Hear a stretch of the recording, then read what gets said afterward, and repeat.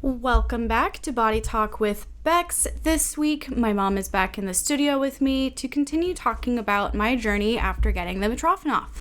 For those of you who are new to the show, go back to episode 1 for a quick overall of my journey, and then listen to episodes 2 and 12 through 20 to get more in-depth discussions. For those of you who have already heard those, we're going to give a quick recap as a refresher of where we left off. So let's jump right in.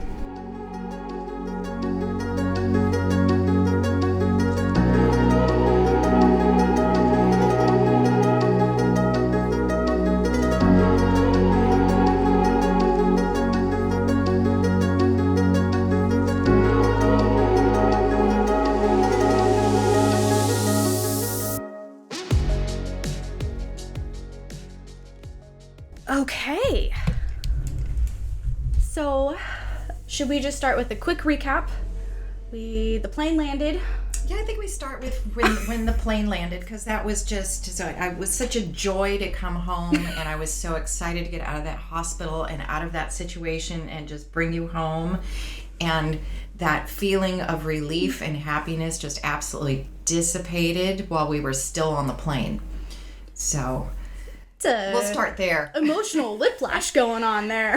It was. It's a big, hour and a half flight of joy. We landed, and you turn your phone back on, and your little voice messages are all loading, and there was one from the pediatrician. So, I popped the phone on, and she, in her perky little voice said that, she had been unable to find us a urologist in town, and apparently didn't look anywhere else. That everyone she had checked with said you were too complicated, and then also that she was leaving on vacation for, I think it was 2 weeks, and she had lined up an office visit 3 days later, or maybe even 4 days later, I can't remember, with the on-call pediatrician who we had never met.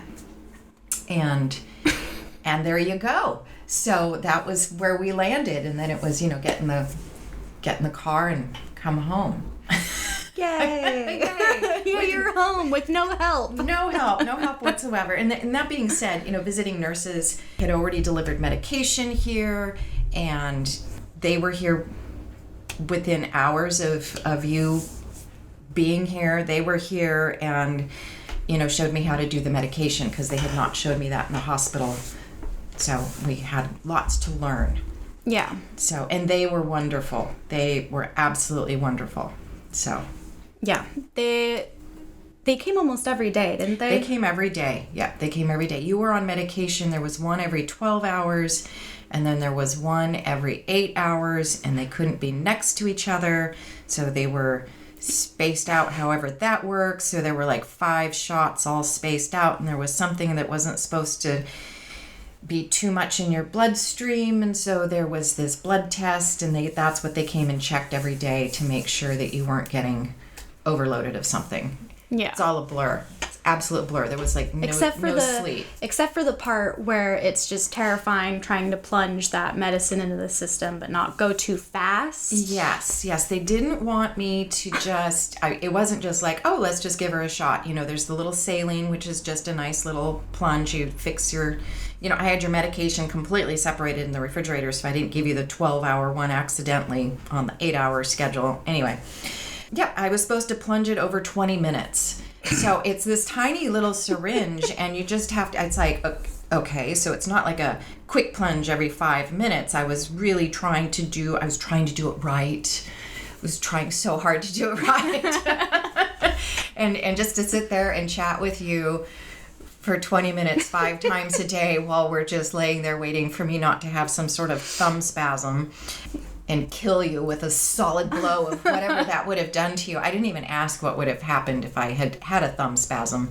I just did it right. Didn't even want to know. I didn't want to know. We're not going to talk about it. It's not going to happen. Nope, I'm just going to sit here and agonize over it. So, yeah. Great. Yeah.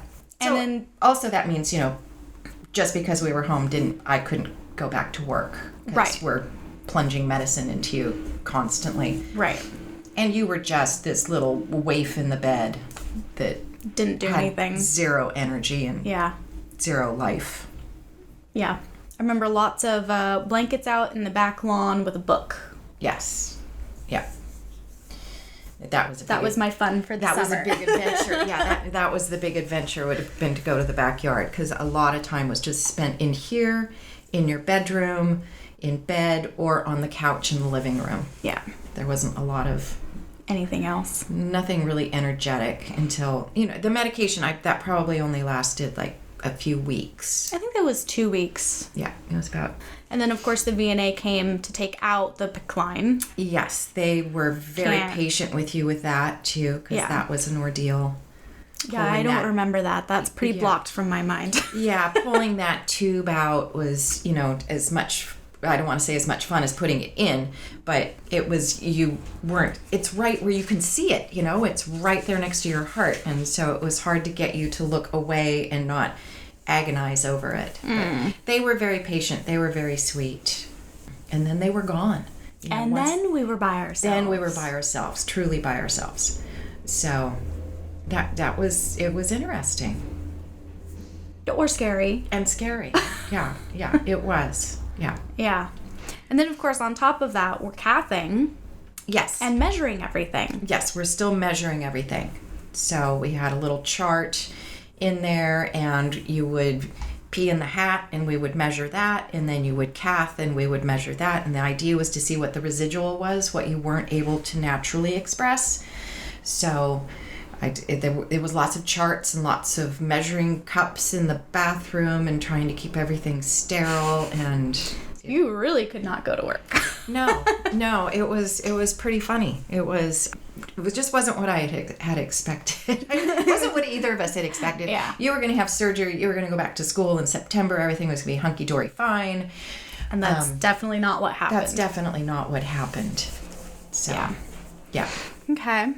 And we did wind up seeing all of the pediatricians at that office. Yes, I think there were 4 total pediatricians at that office. And, the first time, I don't know how it is post-pandemic, but you go into a typical pediatrician's office, and they've got the one side of the waiting room for sick kids and the one side of the room for the healthy kids. Like there's this invisible wall that's not going to have the germs going back and forth. So, literally that 3 day after us coming back with that is I didn't want to take you in their office.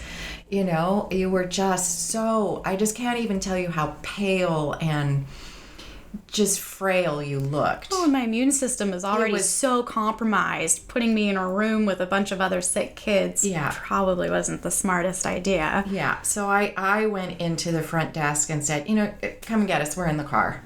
And then we went in that way. And that first visit was it was the on-call pediatrician, and he was very, very nice, but it was what's a Mitrofanoff, and let me see what it looks like. And it was more about him just checking everything out and, oh, isn't this cool? And then we got to leave. And I wasn't quite sure really what the point of that was, since he was the on-call pediatrician. We're probably never going to see him again. Why did I even need to go in the first place? Right. So that was kind of odd. And then, unfortunately, you started getting sick. And pretty quickly there. Pretty quickly. We started cycling for 6 months. You cycled, I'm going to say urinary tract infections, but they went straight to your kidney. So it was really kidney infections. Yeah. And you started cycling, so you would be healthy for 1 week, and then you would start feeling like crap, and we would get drugs, and then you would feel like crap the following week because your little system would be all messed up from the medication, and then you'd have a good week. And then we'd start again. Then we'd be not feeling good, and we'd start the medication, and then you have another week where it's like, I don't have a kidney infection, but my bowels are totally messed up, and stomach aches, and just everything that comes along with nasty antibiotics. And then you'd have a good week. And then take again. And then sick again. And it was absolutely just a cycle. So it's like, every I'm calling the pediatrician's office, and it's like, okay, we're at 101, we're at 102, but because they're not accustomed to dealing with this sort of situation, it was, well, you need to pee in the cup, and we need to do the sample and see what it grows. And it's like, okay, well, by that time she's dead. Okay, because We're already up there. We're already past the point. Yeah, and it was literally within hours that you would be up to 104. So, and I could see it coming. I could see it coming before you even got a fever. You had this look about you, and it'd be like, oh, she's going down. And so I could call then, but it was just, we had to figure a way to get around them. And I remember one time, it was the second time that you saw this particular pediatrician from this office on call. And we met her in the emergency room because, again, they weren't going to give you any drugs without seeing you. So we're in the emergency room and she meets us there. And again, this is the second time you saw her, and you're laying in the bed looking like your little pale wan self. And she stops on her way out the door and says, "What's a Mitrofanoff?" And so I explained what it was in my most patient voice, and she laughed. And you sat up in that bed, probably with your little 104 fever, and said, "We are never seeing her again." And I'm like, no, you're right. That should have been a question that she asked the first time she saw you, if she didn't know. She just didn't read your chart, didn't look, didn't care. Yeah. So that was the office that we were kind of stuck in. We were stuck in that situation for a little while. And I want to just go back and point out that we were at the emergency room because we don't have any, or at the time, we didn't have any 24-hour pharmacies. So if I spiked an infection and needed medication, it was after hours, we had to go to the emergency room because that is the only 24-hour pharmacy that we had. That was the only place I could get medication at the time. And I should say, it was during this time when I realized that, we really needed help. And since your pediatrician's office didn't find us anything, I ended up calling back up to Seattle and saying, we need help. Oh, and we totally skipped over too, that we just never saw her again. Yeah, I don't remember ever seeing your pediatrician again. I don't know what happened to her. We got that phone call, and we saw all the other pediatricians in the office, and she just never reappeared. Yeah, I don't know if she, moved or she was young. Never came back from vacation. Never came back from vacation. I have no idea what happened to her, but we saw the other 3 pediatricians there obviously for infections and stuff. And then you called Seattle. I called Seattle while we were still dealing with them, because we dealt with this pediatrician's office while we had outside help, because otherwise you probably wouldn't be here. But I called Seattle and said, we need help. And they set us up with a nephrologist in San Francisco. And they took care of everything. They were fabulous. Yes, thank goodness. So we had to drive, which is, again, 2 hours, and got you established with them. But then it was a 24-hour hotline that I could call and say, she's got 104 fever. And they would call in a prescription and then say, you need to go through your pediatrician's office, blah, blah, blah. But here's the drugs. Right. And so, 3 days later after, then the pediatrician's office would call and say, oh, looks like she has an infection. We need to start some antibiotics. And I'd be like, oh, okay, great. She's already been on for 3 days, but thank you for letting me know. They were just so, it was comical because I had it handled. Right. It wasn't comical when I didn't have it handled. But right. As soon as we got set up with the San Francisco, the real doctors in San Francisco, it was much better. Yeah. It was much better. And we also had a local pharmacist who actually just lives right around the corner. And once I let her know what was happening with you, I had her home phone number. And so all of a sudden I did have a 24-hour And she came in handy. She really did. I mean, on Thanksgiving, you tanked. Well, I tanked on every holiday. You did. Yeah. But Halloween, yes, you missed that big Halloween party. You were so excited. And I looked at the calendar and went, Halloween, she's going to be tanking. I don't know how to tell her. I bought you this stupid costume. I knew it was a waste of money. I knew you weren't going to wear it. And you were so excited. And you were on the couch on Halloween. Yes. Yeah. But on Thanksgiving, I had to call Chris at home and say, they've faxed or however they did it back then. Yeah. A prescription to your pharmacy. They're waiting for you. And she literally said, my hands are in the turkey right now. give me an hour, I'll get down there. And she delivered it to the house. So and those were the little extras that we had that absolutely saved us during this time. Yeah. Well, just knowing people and having them really go above and beyond, Yeah. Be human. Yeah. Yeah. Yeah. And, your Aunt Jean worked for a cardiologist's office, too. So every time you did have to pee in the cup, and we did it, we CC'd her... office. Yeah, the cardiologist. We CC'd this random adult cardiologist on all of your lab tests so that I could see them, so that we had them. And just... So we knew what was going on. Yeah. Because otherwise... You were just kind of out of the loop. We were out of the loop. Yeah. Yeah. And I didn't have the confidence that anybody was communicating anything with Dr. Mitchell's office in Seattle. Right. So I wanted to have everything so that when we did go in front of him, I could say, hey, this is what we had, and these were the bugs, and this is what's going on. And his face would just be like, what the Where the hell do you people live? Because California sounds like, we should have medical care here, but clearly we showed up sometimes and he just looked at us with the most confused look on his face, like we lived on an island. Out in the boonies. Out in the boonies, yeah. But anyway, so you cycled, it was for about 6 months that you cycled these. So again, it was very hard for you to go to school. It was hard for me to go to work. We did both. We managed. We did both. I put you in dance.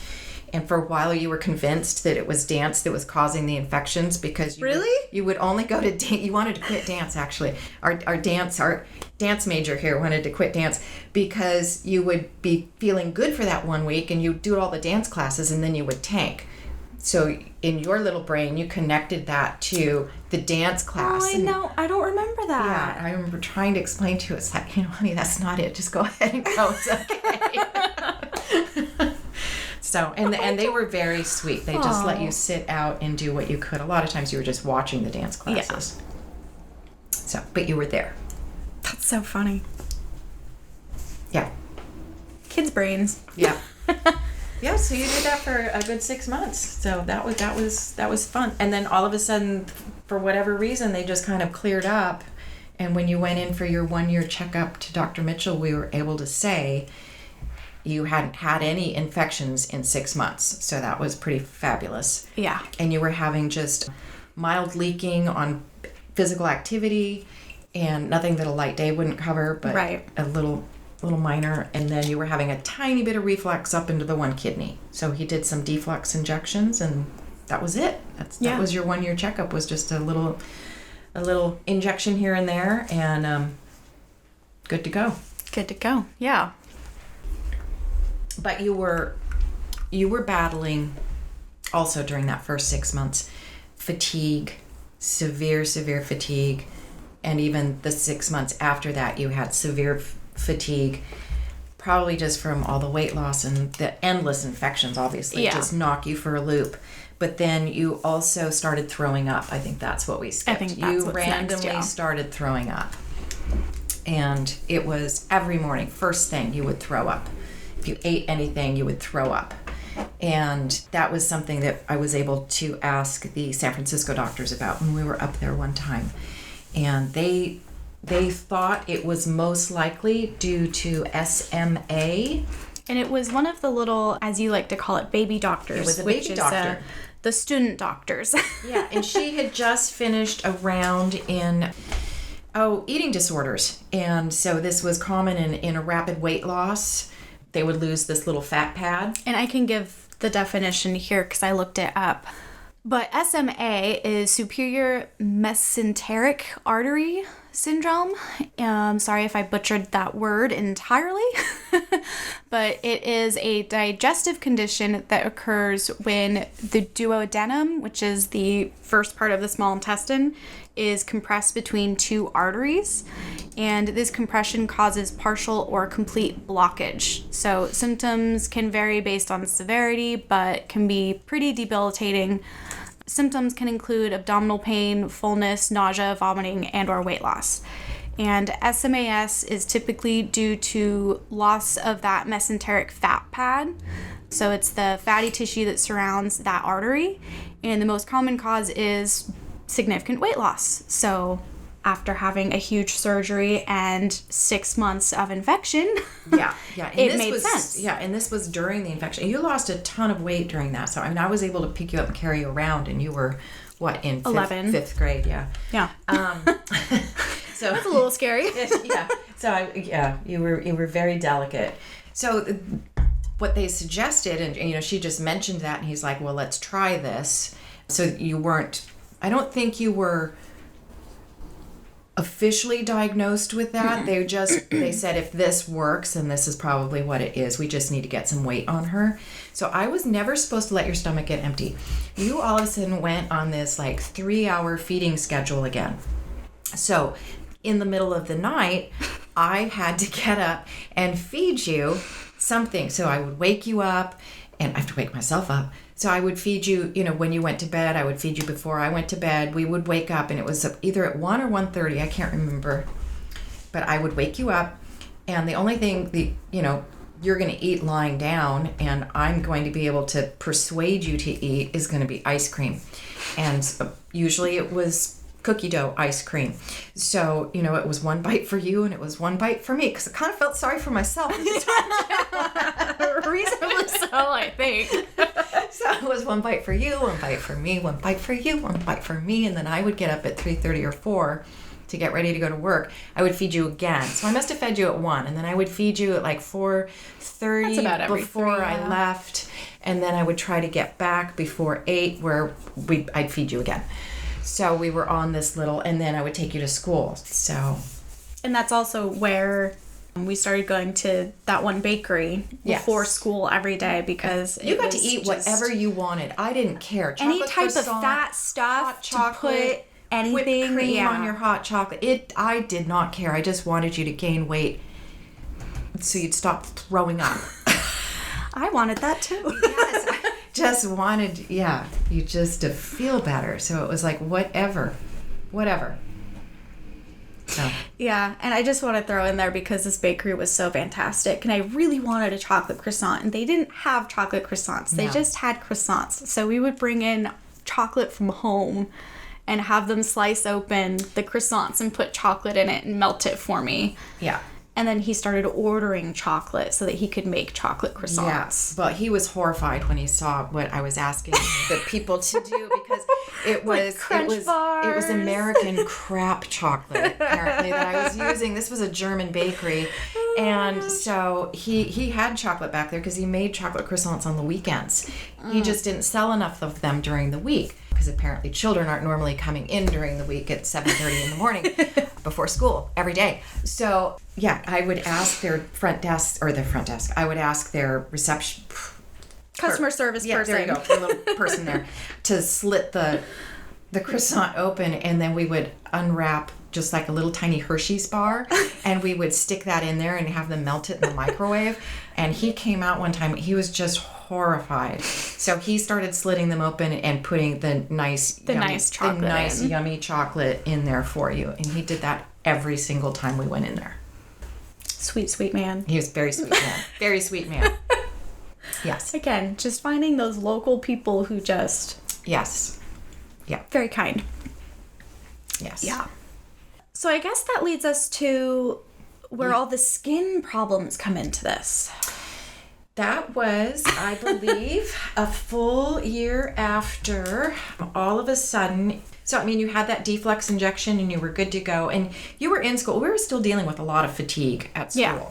So you were really kind of only going half days and everything else. But we have a lot of poison oak in California, and that spring, so this is like a year and a half after your big surgery, but your immune system is totally down still. I mean, you're still really shot. Really. And you got poison oak. And then... I blew up like a balloon. You blew up like a balloon.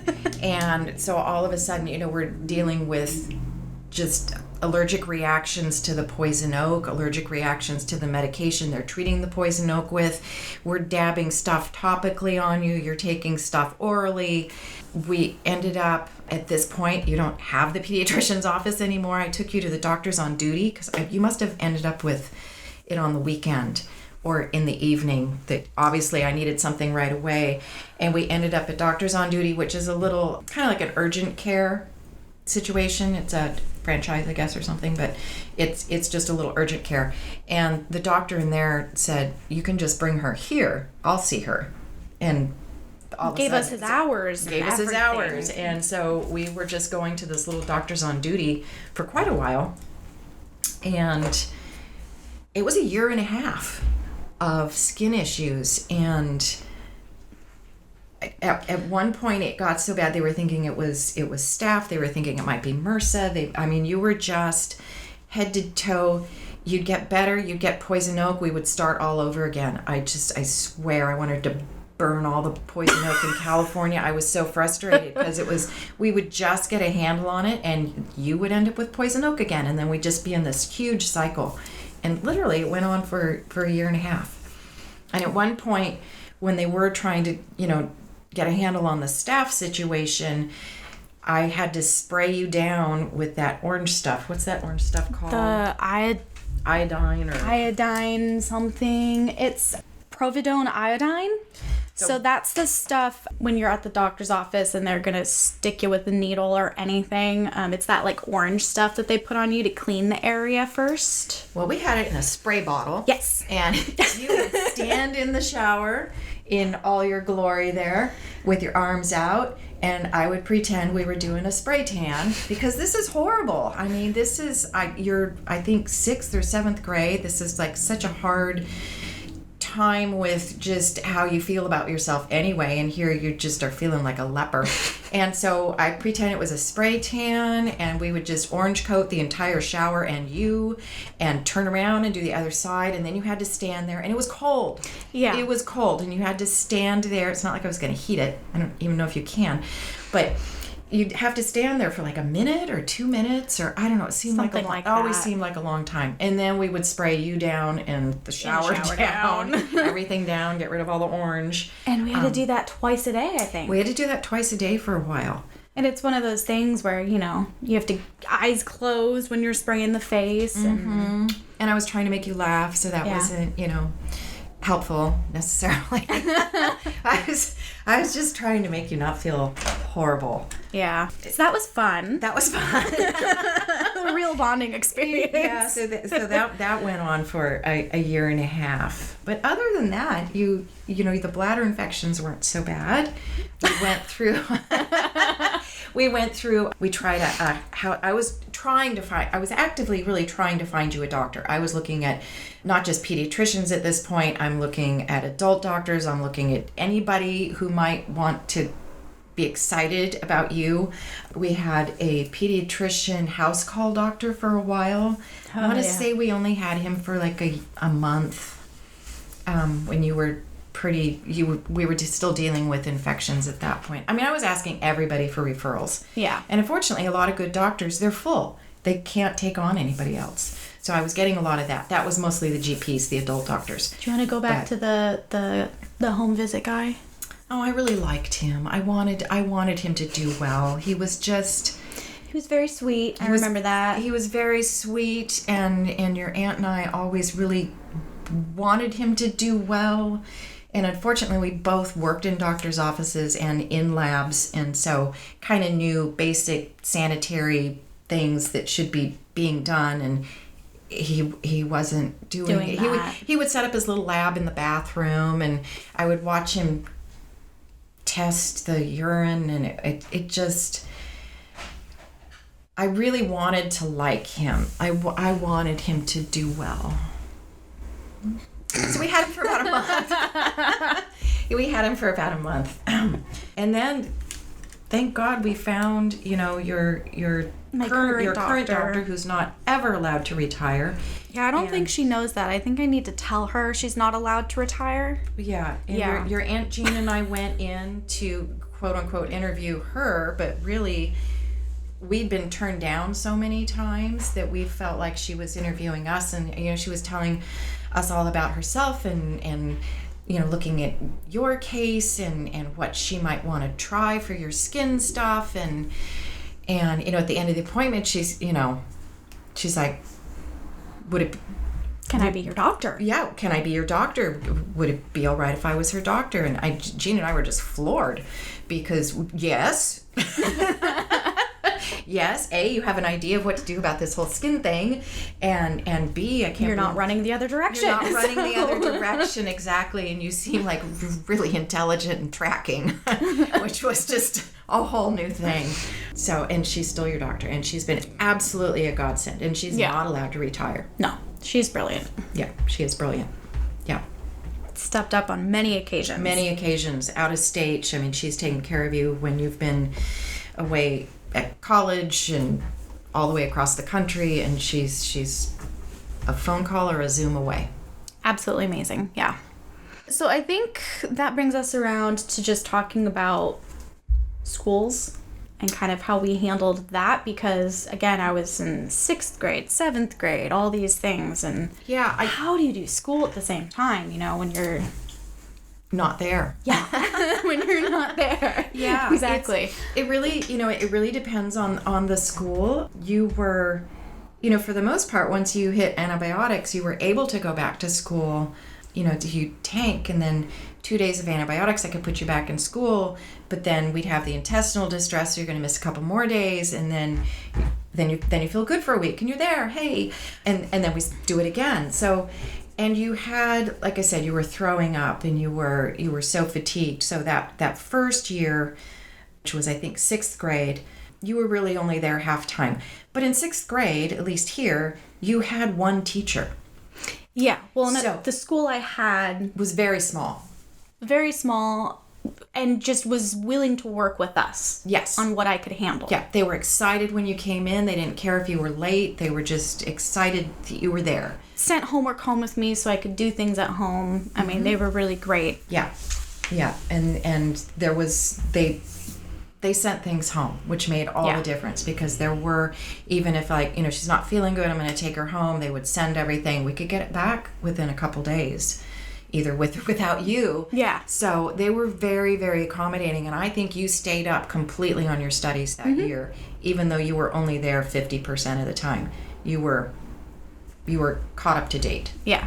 Graduated. Yeah. With my class and everything. Yeah. It was the next year that we had trouble. It was the next year. It was 7th grade, and here, some middle schools go 6, 7, 8, some go 7, 8, 9. There's different situations, but this one was a 7, 8, 9, and all of a sudden you're going to have 6, 7 teachers. It's the different period and moving to different things, and your brother had been there for 7th and 8th grade, and he was going to go on to high school. I was putting him in a different school, and you were going to start there. And when I was talking to him and you, I was talking to him about you. Yeah. And this is what I'm thinking about doing. And he said, I have to stay. I have to do 9th grade there. Those kids are going to eat her alive. And it was like, oh, well, I hadn't even thought about that aspect of it. You were going to be, there were 2 other girls that were going to be going to that school that were sisters. So you were going to know 2 people, but you weren't going to know any of the other people that were there. And I went with John's gut. He's like, they're not going to be nice to her. So he stayed. That's why he was there for 9th grade. And their 9th grade class had all of 3 people in it, I think. It was really, really small. And it was not probably the best situation for him. But he stayed there to protect your psyche, basically, and make sure, because he was well liked at that school, and he was a handsome little devil, and so nobody was gonna mess with anything. Yeah. With him there, and no one did. We never had that. That could have been different if he wasn't there. Yes, but unfortunately, people didn't. You missed a lot of school that year. You basically, I had it set up so that you would have been going only half days anyway, because you didn't have the energy to stay all day. But John would go to get the homework, and the teacher would be like, oh, she can just catch up later. And so he'd come home and it's like, they didn't give me anything. He's like, I don't know what to do. And the thing is, you're not going to catch up later. Right. That doesn't happen. We have to stay up at the time. Well, yeah, and if you're gone for X amount of time, multiple times, there's only so much you can get caught up on. Yeah. So at the end of that 7th grade, and again, sending John off to real high school again, because he doesn't have that option either. I started looking into homeschooling because you were A, now a little bit behind, and B, I certainly wasn't going to leave you there for another year because we were looking at kind of the same situation with the skin stuff going on. And especially without him there. And without him there. So we looked at homeschooling. And you had friends that were homeschooling, I should say that. So, I mean, I was looking at all different schools. But you had some friends from your old school that were homeschooling that lived very, very close. And it was like we can share tutors for the stuff that we can't do. We shared math tutor. We shared science tutor. We shared language. We all kinds of things. And I just want to point out that I am still trying to work full-time. Through all of this. Through all of this. I'm working supposedly full-time. And, you know, your brother came to me and said, well, if she's homeschooling, why can't I? And, you know, I always felt like you were taking all of my attention and all of my time, and we had just this forced relationship between the two of us. And I always was trying to take John on his own things and make sure that he felt special and that we had on time. And it was like, can't say no to this. I can't say no to this. So that's why you both ended up homeschooling.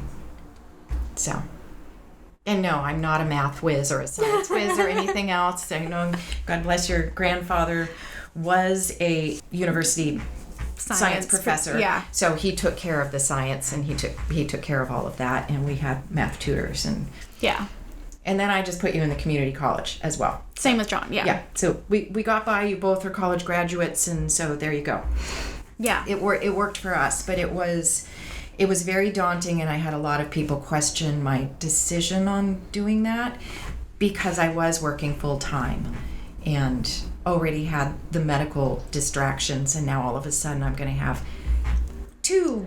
Well, what were you going to do? High school, put me in a school that I'm not school. going to attend and have me fall behind? Oh, it was the only solution. I mean, it was the only and the right solution. I'm just saying there was lots of other input and opinions out there floating in the universe that I was fielding at the same time. But you have to, I mean, it's like seeing a doctor. It's like you have to do what's right for your child. Yeah. All of them, not just the sickly one. All of them. You got to make sure the siblings are not feeling left out there. And exactly. Yeah. Yeah. Yeah. He was in gymnastics, and we did all the gymnastics tournaments, and I volunteered with all of that kind of stuff too. And I'm becoming aware why I'm so tired now. But yeah. Yeah, I don't know when you slept. I don't know when I slept either. I slept in little bits. Yeah. Little bits. I still sleep in little bits. Yeah. Yeah. Unfortunately. Because everything was on, especially with you, with the medication, it was on a schedule. The eating was on a schedule, and then you were just sick and feeling like crap. And, you know, you could literally, your bed was on the other side of the wall from my bed, and you could fingernail tap that wall, and I would have been in here. Yeah. So, I mean, I was just programmed to just be up and awake and ready to go. Ready to roll. What do you need? Crisis are you having it now? Yeah. So, yeah. So that was a fun 2 years. Yeah. But I mean, really, other than the skin stuff, you were relatively healthy for all of that time. So, and then once we found Dr. Lorenzen, you know, the skin stuff cleared up. I still don't know quite what she did, but the skin stuff cleared up. And really, other than just a tiny bit of deflux injections when we went and saw Dr. Mitchell, you were pretty good to go. Yeah. So, and I also want to say, it's like a lot of the people that you interview there, they had to pack their catheters to school, and they either had to use the nurse's bathroom or whatever. You never had to do that. Right. So we only cathed when you got home from school. So you would, because you were peeing naturally. Yeah, I was going to say, cathing wasn't the way that I went to the bathroom. It was just to get out the residual. The residual, yeah. So it was, to get the residual out, we would do it just at the end of the day for a while. And then that went to just once a week. So we probably went to every other day, and then it was probably a taper down. But then it was a once a week situation, just to, and then sometimes you didn't even do it once a week. But yeah, so you didn't have to pack catheters, and you were just using regular bathrooms there. But, and you know, you had a little bit of leaking here and there, and that's when we do an injection. Yeah. So.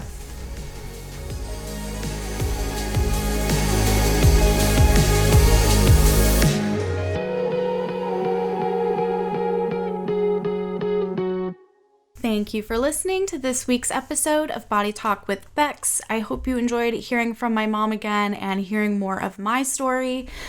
Please leave me a review and hit the subscribe button wherever you're listening to this podcast at. If you have any more questions for me, please feel free to send them to me. I will be stockpiling them until I have enough for another Ask Me Anything episode. If you want to further support this podcast, please join me on Patreon. I will be announcing some details soon about some of the new tier features. Lastly, if you would like to share your story or know someone who would, I can be contacted through my website, www.bodytalkwithbecks.com, or on social media. Thank you so much for listening.